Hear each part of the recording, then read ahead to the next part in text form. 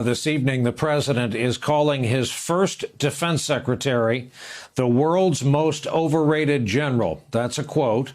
Former four-star Marine General James Mattis has broken his silence. That's what brought about the president's response. Mattis has released a scathing critique of Trump just days after Monday night's federal show of force in order to clear protesters out of Lafayette Square, an order sent down by Attorney General Barr to allow the president's photo op holding a Bible aloft in front of the church with the burned-out basement and the boarded-up windows. Here is part of what General Mattis has written, quote, "I have watched this week's unfolding events angry and appalled. When I joined the military some 50 years ago, I swore an oath to support and defend the Constitution. Never did I dream that troops taking that same oath would be ordered under any circumstance to violate the constitutional rights of their fellow citizens, much less to provide a bizarre photo op for the elected commander-in-chief with military leadership standing alongside." Mattis goes on to say, Donald Trump is the first president in my lifetime who does not try to unite the American people, does not even pretend to try. Instead, he tries to divide us. We are witnessing the consequences of 3 years without mature leadership. Well, as you might imagine, that's going to leave a mark. In an interview with his first press secretary, the president defended the decision to go to the church and his threat to use the military to put down the protests. We have very strong powers to do it. The National Guard is customary, and we have a very powerful National Guard, over 300,000 men and women, and we can do pretty much whatever we want. Why didn't you go to St. John's the other day? I went there because somebody suggested it was a good idea, and I thought it was a great idea. I think everything was handled very well. I will tell you, religious leaders loved it. Religious leaders thought it was great. They loved it.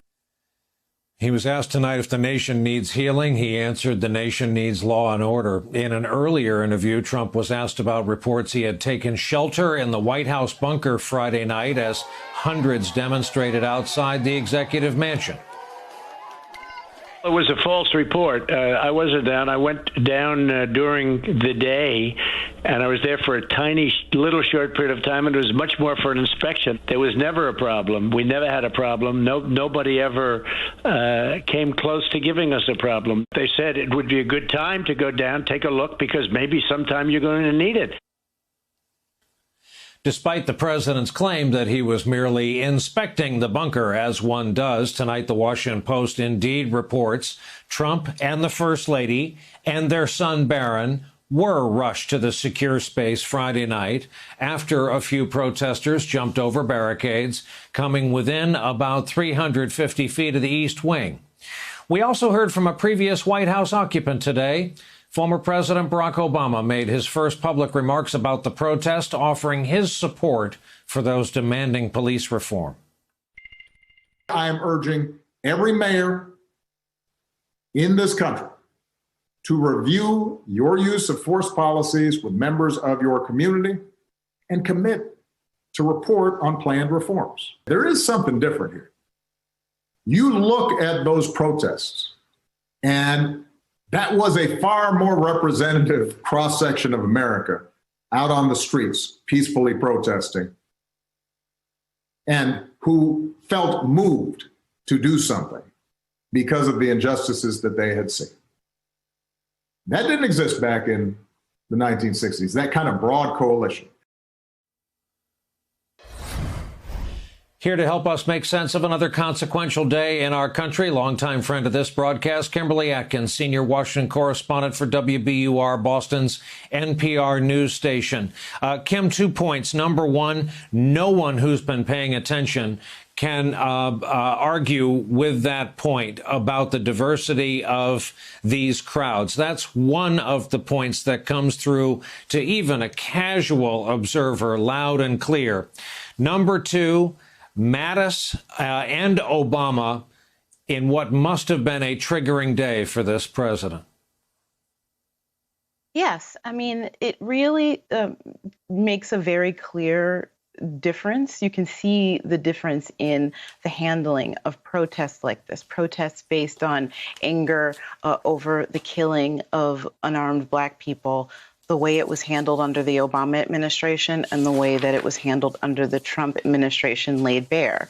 You see Donald Trump, someone who has always reveled in the power of military might.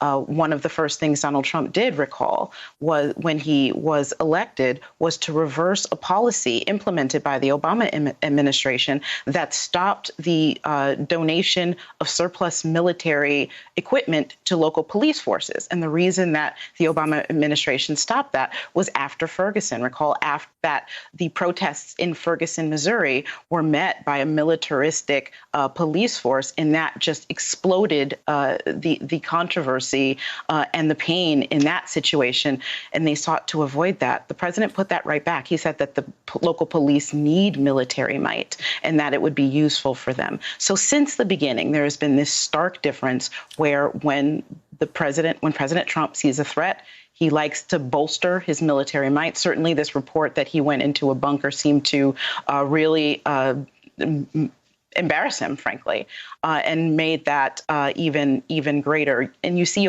President Obama instead saying, look, I gave a playbook on what to do, and going around President Trump, essentially talking directly to municipalities, saying implement some of these suggestions, some of these plans and proposals that I laid out 5 years ago, and report back and see how that works. So it really is a stark difference, both in style and substance, from the current president and his predecessor.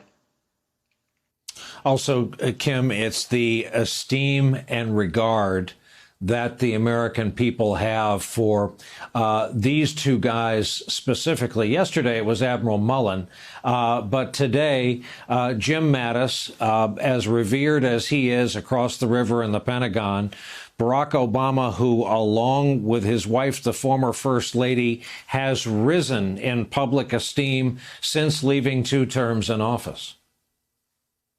That's absolutely right. I mean, in General Mattis, you have someone who has long been respected, not only in the Pentagon and throughout the military community, but beyond. This isn't the first time he spoke out against the president. Of course, in his resignation letter, he said that he did not share the same vision with the president, that he believed in building, General Mattis believed in building coalitions with our allies and supporting them. And that's something that the president didn't. It took the president a day or so to realize that dig.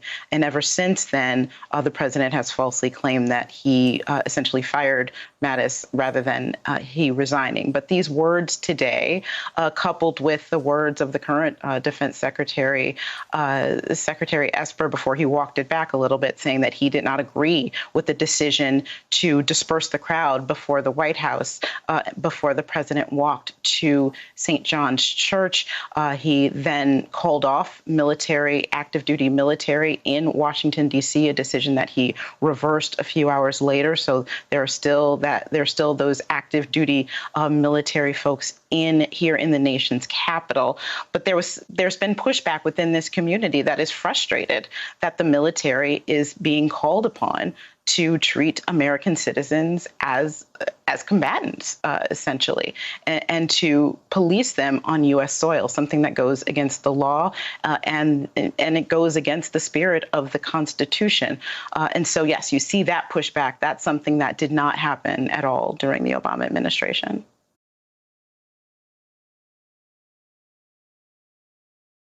Hey there, I'm Chris Hayes from MSNBC. Thanks for watching MSNBC on YouTube. If you want to keep up to date with the videos we're putting out, you can click subscribe just below me or click over on this list to see lots of other great videos.